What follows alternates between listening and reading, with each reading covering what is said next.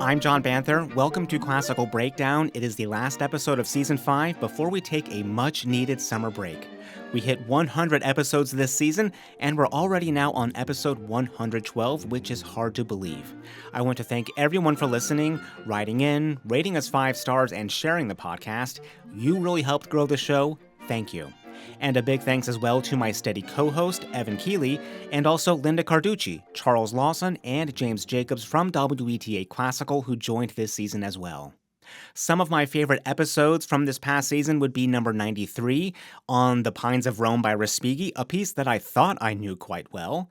Also number 104, The Secret Life of a Classical Recording Engineer. That was with Charles Lawson. Very illuminating. I highly recommend that if you're interested in anything really kind of behind the scenes with recording. And also number 106, The Evolution of the Piano.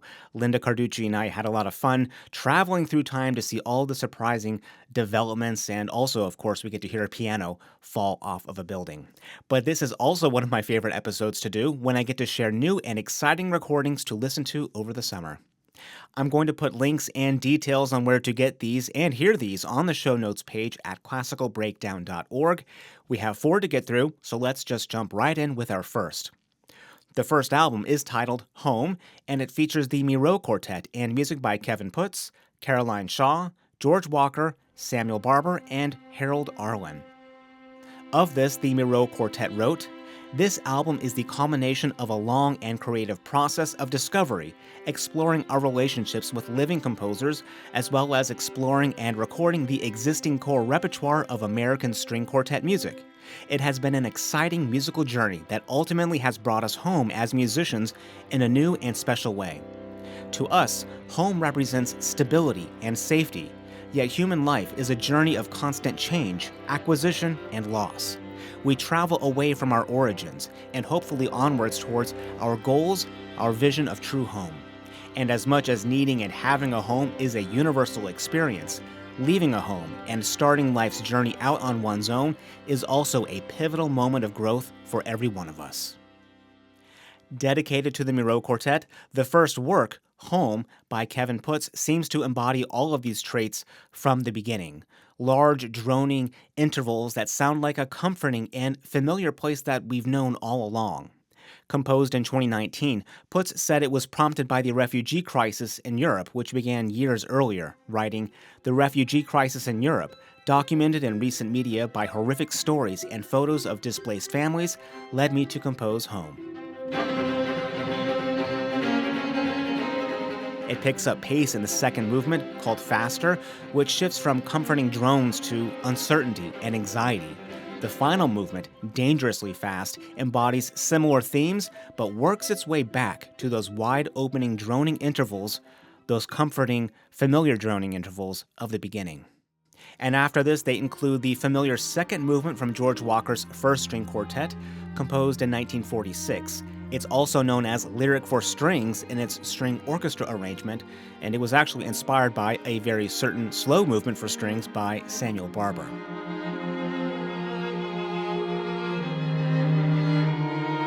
This is just a short respite before the next work, which is by Caroline Shaw, called Microfictions Volume 1, and it was premiered in 2021.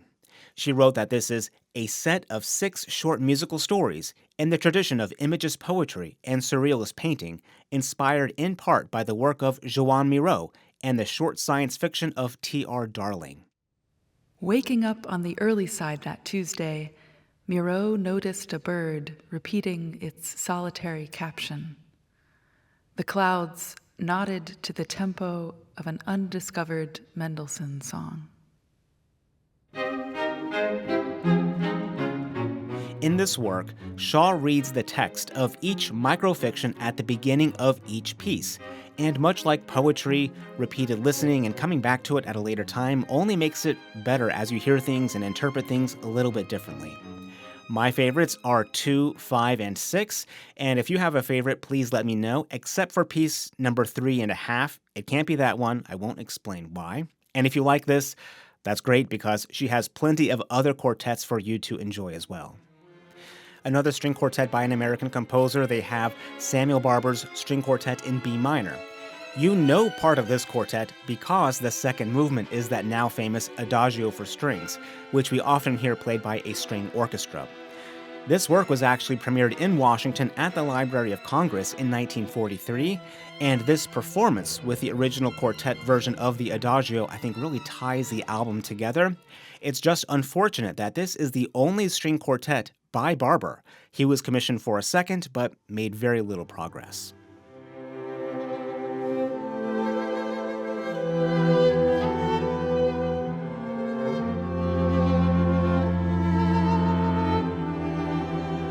And the album ends with an arrangement of Harold Arlen's Over the Rainbow. Just when you think, I don't need to hear another arrangement or version of this piece, well, we kind of do. It is really wonderful. I enjoyed this album. It's really balanced with the inclusion of that last tune, the Adagio by Barber, Walker's Adagio, which was inspired by Barber, alongside newer works by Kevin Putz and Caroline Shaw.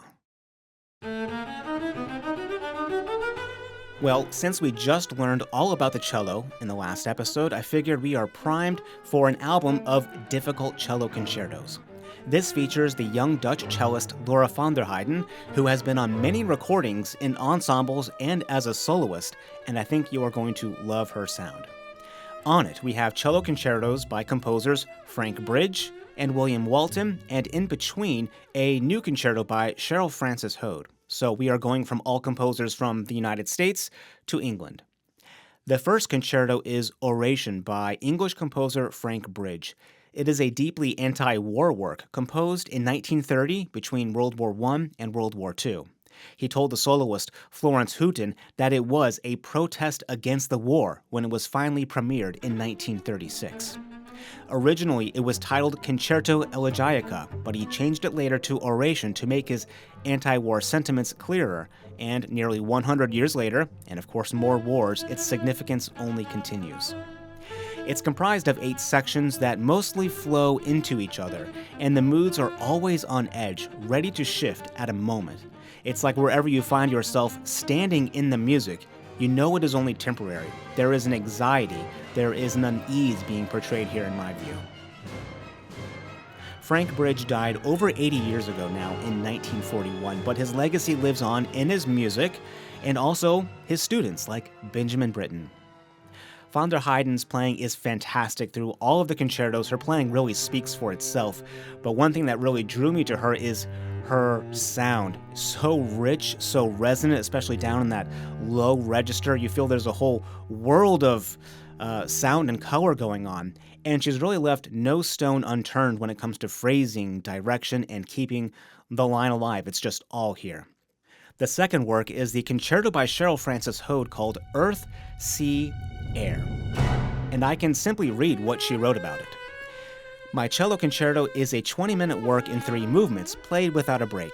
Cellist Laura van der Heijden and I had many discussions about the piece before I began composing it, and it was her idea that the concerto be related in some way to the environment. The work ended up taking inspiration from 3 disparate aspects of the natural world: the imaginary flight of a swift, phytoplankton, algae in the ocean, and volcanoes. Phytoplankton blooms are already responsible for a large percentage of the world's carbon absorption. These accumulations of microscopic oceanic plants can cover hundreds of square kilometers, and their beautiful green, blue, and white swirls can be seen from space. They feed off sunlight and carbon dioxide as they expand, and take carbon with them when they die and sink to be stored safely on the ocean floor. This incredible natural process inspired the second movement of my concerto, where thinking about how orchestral harmonies might grow, change, and fall, providing the main musical material. The Oxford University Natural History Museum has a nesting site for European swifts in its tower, and this colony has been the subject of a research study since May 1947, making it one of the longest continuous studies of a single bird species in the world. I became fascinated by this awe-inspiring bird. Once fledged, it spends the vast majority of its life on the wing, only stopping to breed. Swifts even sleep on the wing, supposedly closing one eye and half of their brain at a time. In my concerto, I think of Laura/the cello as a swift, flying over land, water, and through the air. The final extra musical spur for this work came from Earth on Fire, a beautiful coffee table book about how volcanoes shape our planet by photographer Bernhard Edmeyer. Vibrant, violent photographs of both active and extinct volcanoes joined the images of tenacious swifts and blooming phytoplankton in my mind, and my concerto gradually took shape, taking an entirely unrealistic, highly anthropomorphized journey of a swift around the globe as its inspiration. The effect that volcanoes have on gravity influenced how the harmony pulls and circles in the first movement. At the central point of my second movement, I imagined a swift, circling cathedral-like, cooled lava basalt pillars in slow motion. Listen for a repeated chord with vibraphone and tubular bell. The work ends with my cello/swift being joined by the entire flock, as the Oxford swift colony again returns to roost. Of course, none of this need matter when listening. My concerto is also inspired by Laura's wonderful playing, her character, and desire to write a piece that is rewarding to play and listen to. I think that says just about everything, and it is always great to hear about the music from the composers themselves, and I'm going to put a link to more of her description on the show notes page. But like she says, to enjoy the music, you don't actually need to know this, and I can attest to that because I don't read basically about any of this stuff before I listen to it.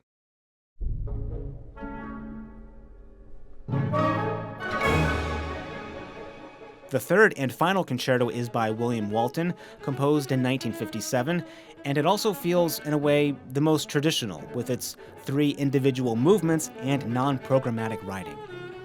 A theme and variations comprises the finale, which is slow. It opens slow, with an ethereal sound that lasts a couple of minutes.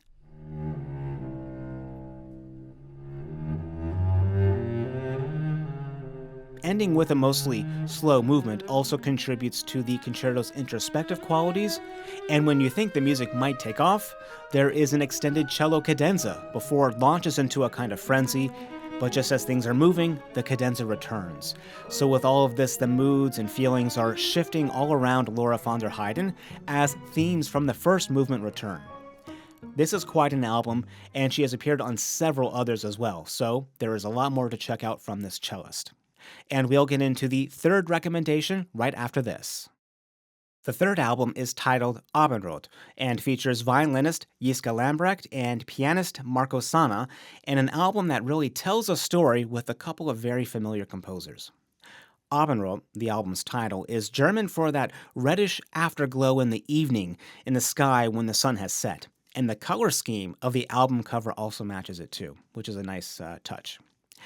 In the album, it has a story to tell with the composers Robert Schumann, Clara Schumann, Johannes Brahms, and Ludovic Mortelmans. And I want to read you what was included from the record label, Etc. Records. It's 4 paragraphs, and each one has a heading. The first is Dusseldorf, 1851 to 1853. These are turbulent times for Robert Schumann. After an initially warm welcome in Dusseldorf, his appointment as music director turns out to be a fiasco. He is supposed to conduct a choir and an orchestra, a task for which he is not really cut out. He seeks consolation in composing and translates his stormy life into music. His wife Clara is a living legend, a famous concert pianist, composer, teacher, devoted spouse, and mother of 7 children. A concert brings 22-year-old violinist Josef Joachim to Dusseldorf. His incredible performance of Beethoven's violin concerto and his sympathetic personality ensure that he becomes a friend at home with the Schumann family. Clara grasps every chance to make music with him. She considers him the greatest musical personality of his generation. He is also an important source of inspiration. As a Christmas gift, Clara composes 3 romances for violin and piano for him.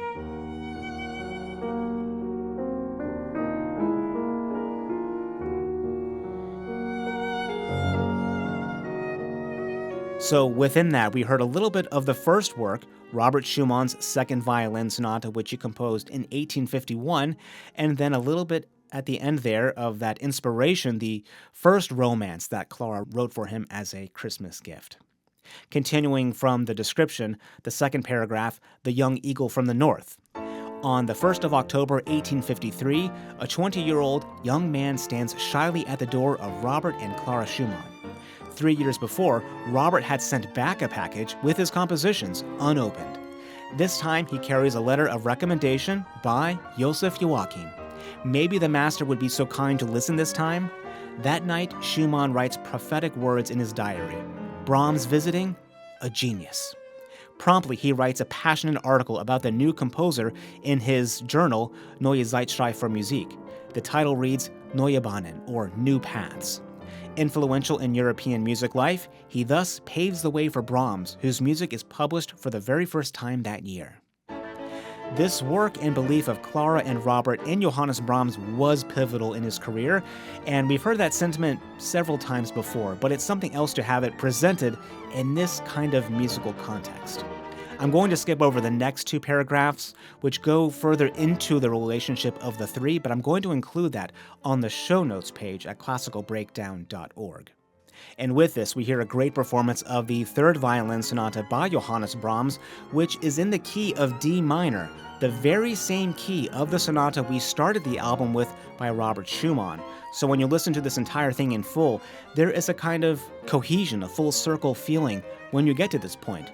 But now, with Brahms, the torch has been passed 2 decades after his death. But the album does not end there. There is one last little bit from the liner notes. It reads, Reverberation. After Brahms' death, his music continued to inspire new generations. Lodewijk Mortelmans, also known as the Flemish Brahms, composed his Romanze for violin and piano in 1935, a hidden pearl from Flanders.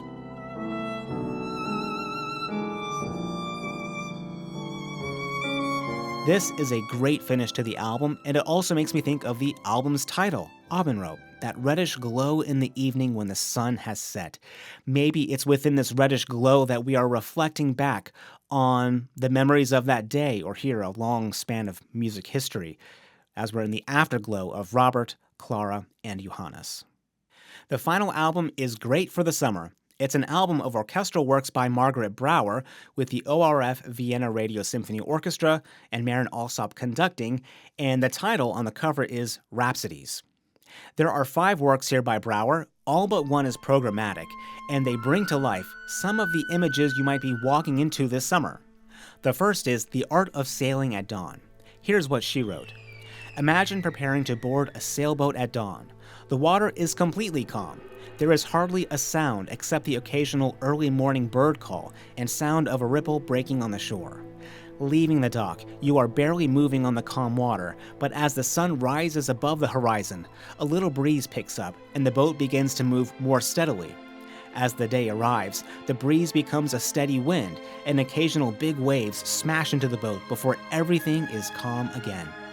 The technical requirements and knowledge it takes to sail a big boat are exhilarating, but are outweighed by the feeling of the peace and the emotional response of the beauty and power of the water and open space. The title alone, The Art of Sailing at Dawn, really tells you everything you need to know. But as you hear, it isn't a simple depiction of wind and water. In fact, one of the biggest sailing and water-esque feelings in the music, in my opinion, comes right at the end when the piece concludes rather unexpectedly, and it sounds like a ship fading into the distance. Also on here is her Symphony No. 1, Lake Voices, also inspired by the water. Another one is Path at Sunrise, Masses of Flowers, which in one movement depicts a path in the quiet early morning at sunrise, and masses of flowers, but also mixed personal emotions from sadness to gratitude, as she mentioned in her program notes. Her Concerto for Orchestra is here as well, which is the one non-programmatic piece. And the last work is really interesting too. It's called Pluto, and it may have been very briefly referenced years ago in our Gustav Holst The Planets episode, and her program notes explain how this came about. Pluto was not discovered until 1930 after Gustav Holst had completed his work, The Planets. In 1996, I was commissioned by the Roanoke Symphony and conductor David Wiley to write Pluto as a sequel to The Planets. Then, in 2006, the status of Pluto changed again. It was determined that it was not a planet after all, and is now called a dwarf planet. The astrological Pluto is about power, intense needs, destruction, recreation by violent means if necessary. Like the astrological sign, Pluto, Roman god of the underworld, was aggressive, passionate, violent, intense, favoring war and extremes, inexorable but just. When I was composing Pluto, images filled my mind of an intense being, inexorable, violent, intense, powerful, and destructive, but anguished. Sometimes Pluto's orbit around the sun causes it to come closer to the sun than Neptune. A middle section in the music changes mood completely, suggesting the time in Pluto's orbit when it comes close to the restoring warmth of the sun, to the song of the sun's spirit, to the astrological Pluto's need for recreation. Then, as orbit continues, the darkness and despair gradually close in again, and the earlier music returns.